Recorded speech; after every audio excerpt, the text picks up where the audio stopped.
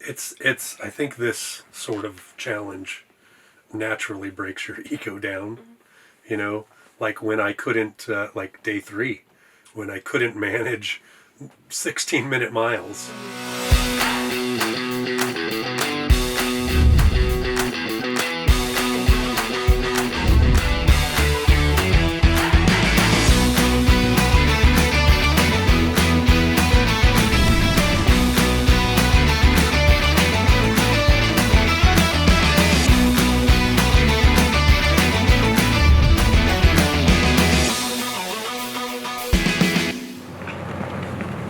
Another one bites the dust.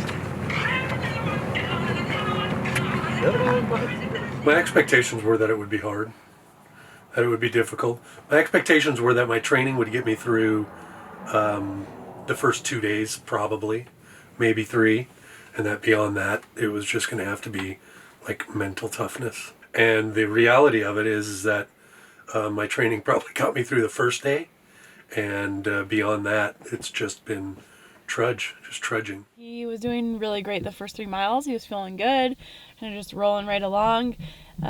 His legs do hurt a little bit, which seems a little bit early so far, but he's on the training, and we're doing ice baths and recovery, so.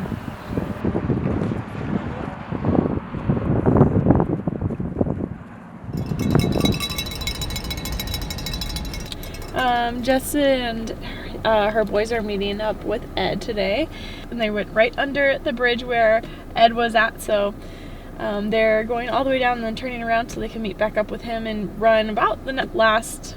He's going to try it for 27.5 again today, so they have probably 5 more miles together to do. Yeah, I think that the truth is she should be sitting right here next to me, because she has been, we've been a team for sure. Through the fundraising, she's taken pieces of this. She's been next to me on pieces of this. She is just the most amazing person for this organization that you can imagine. And we're running for her mom. Her name was Debbie Ferris. She died in 2003 of complications of the multiple sclerosis. She struggled a lot. It was at a time where there weren't a lot of the drugs that they have today. There wasn't a lot of the treatment. She went downhill fast, ended up in a wheelchair, and struggled with that for a long, long time. They left my glasses in the car. Yeah, in the little sleeve behind the passenger seat. At the end of the day, I started feeling a lot of pain in my Achilles tendon. Like the last few miles, I was really struggling with it, like searing pain in my Achilles. Next to no range of motion, couldn't push off on my left foot. We iced it, did everything we could to it. I started out the next day and it was mostly downhill. Oh, yeah, pretty.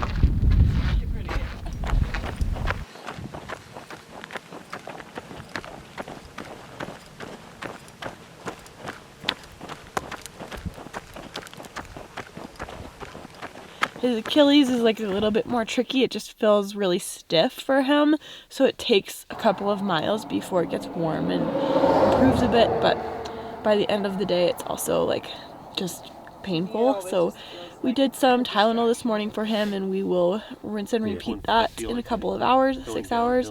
We'll see how today goes. Right. Rolling out 4 miles. 4 miles, you got it. All right.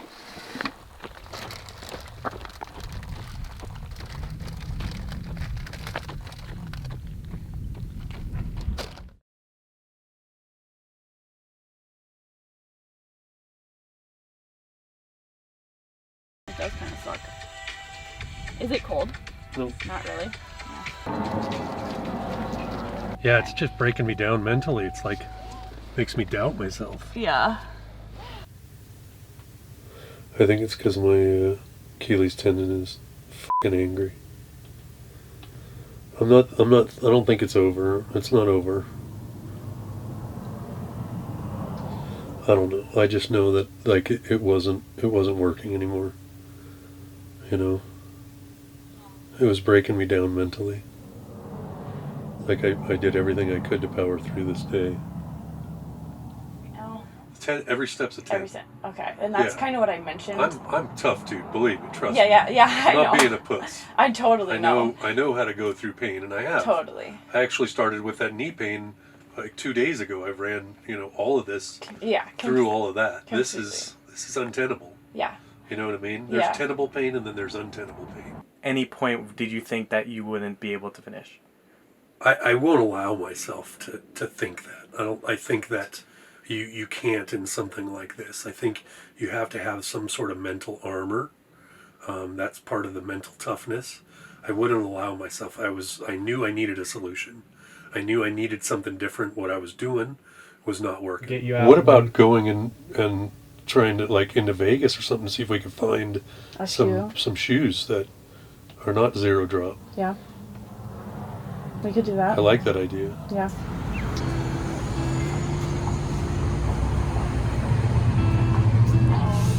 Thank you. Yeah.